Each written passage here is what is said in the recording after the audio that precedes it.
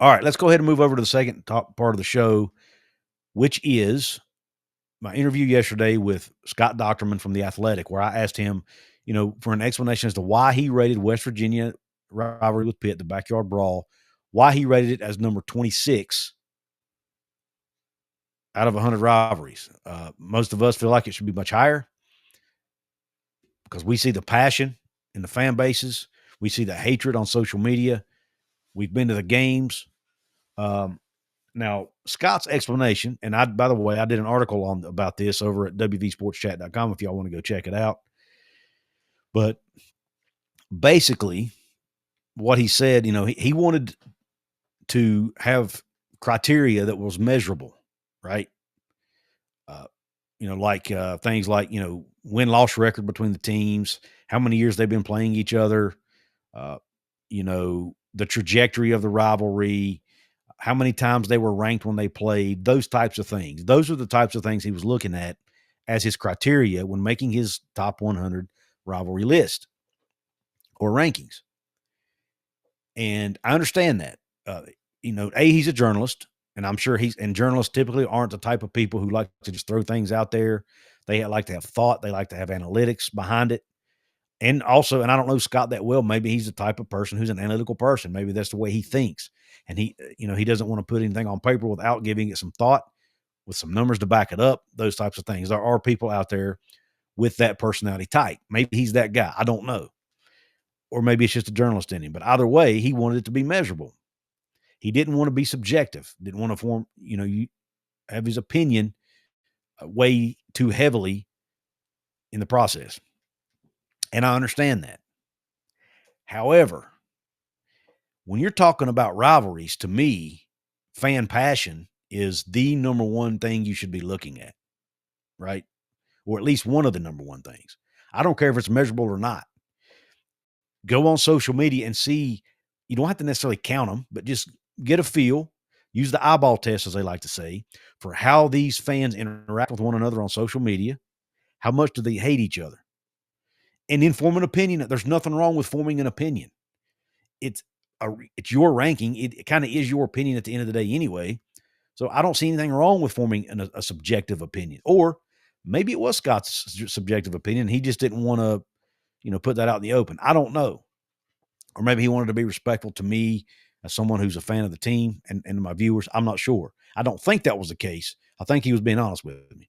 But nonetheless, I just don't see how you can do a ranking about a rivalry and not factor in fan passion heavily. To me, it doesn't make any sense. To me, that's the number one thing that makes it a rivalry in the first place. Is it not? Yes, you can look at the records against each other. How many times they've played is important. All of that's important. But how do you not factor in passion? I mean, how many other rivalries do you know of where, and maybe there's some out there I'm just not aware of. I'm not tuned into all college football teams around the country, but how many other rivalries do you know where the fans make up their own version of a song about the other team in it, right? With an expletive in it. How many teams do that? How many rivalries do you see that in? I mean, it's just when you go on social media and you see Pitt fans and West Virginia fans back and forth, it is heated, man. They literally despise, in some cases, each other, but at least the other team, especially for that week when they play each other. It is, and to be honest with you, as someone who lives in the southern part of West Virginia, so far away from Pittsburgh and even from Morgantown for that matter, I never really understood it. But since I've been covering West Virginia, I've been more in tune with the fan base, and I'm on social media more, and I talk to a lot more West Virginia fans from around the state and even around the country, not just locally. I get it now.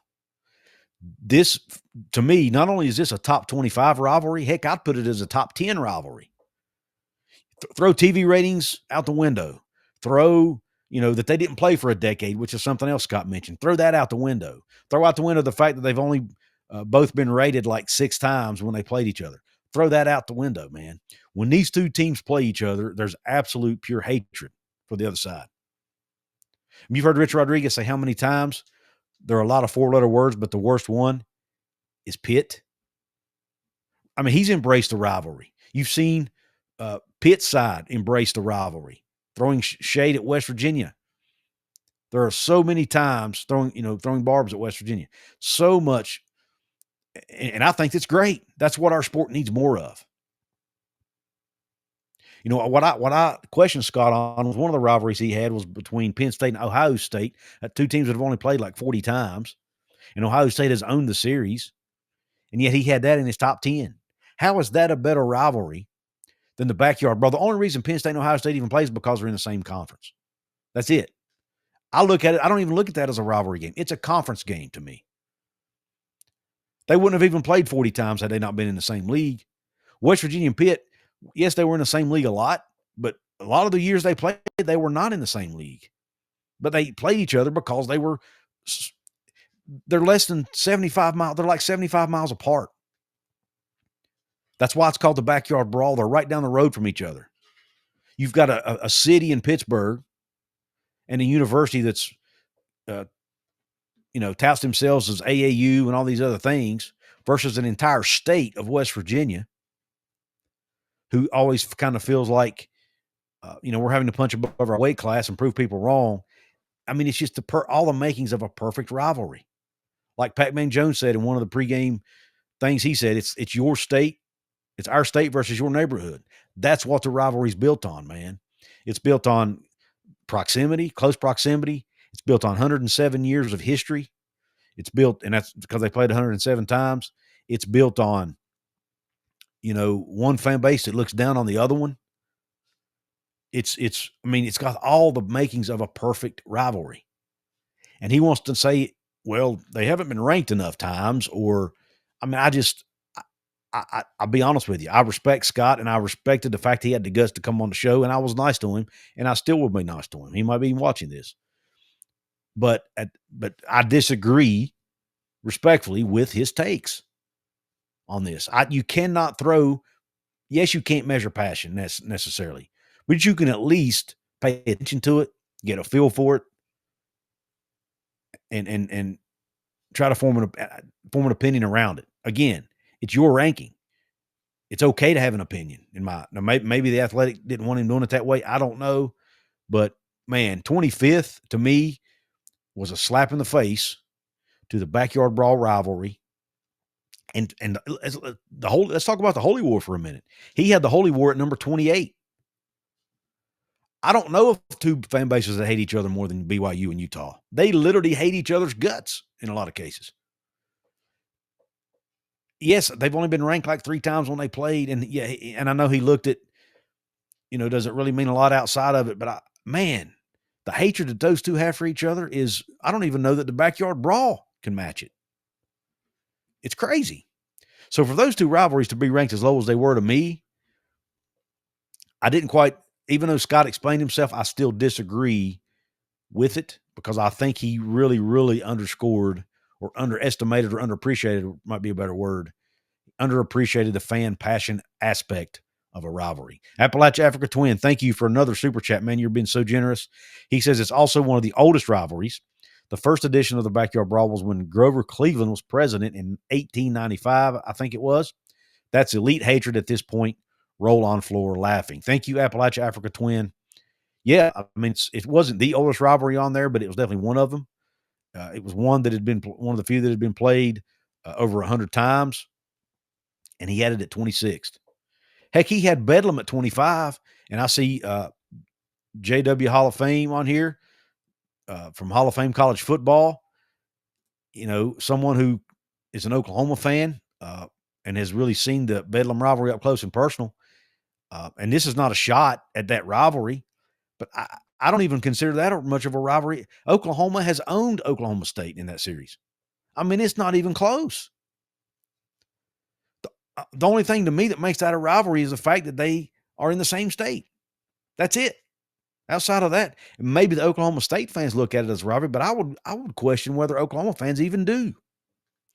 I guarantee you ask any Pitt fan and any West Virginia fan, and they'll tell you it's a rivalry.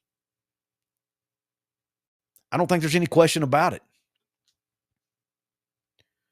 And he put it at number I think he had Bedlam at, see, I had it wrote down here. He had Bedlam, I think, at 25 on the list. Yeah. He had Bedlam one spot above the Backyard Brawl. I don't, and I don't even have as big issue with that one as I do some of the other ones. Like I mentioned earlier, Ohio State and Penn State at number 8 in top rivalries. Give me a break, man. They've played 40 times. That's it. Yeah, and I know the games are meaningful. You know why they're meaningful? Because it's Ohio State in the game. They're always ranked. It's Ohio State. And he said that Brand didn't play a part in it, but when you look through the top 10, almost every one of them have a blue blood program in it.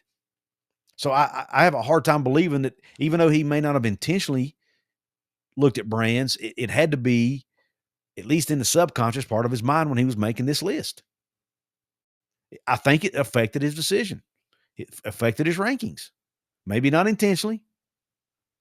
And I'm sure he went at it with good intentions. But the ranking to me made absolutely zero sense in a lot of ways. You know, he did have the Army-Navy rivalry top 5. Much respect for that. He had Ohio State, Michigan at number 1, which I wholeheartedly agree with. There were a few other ones I agreed with, but man, I just wanted to get on here and kind of give my thoughts.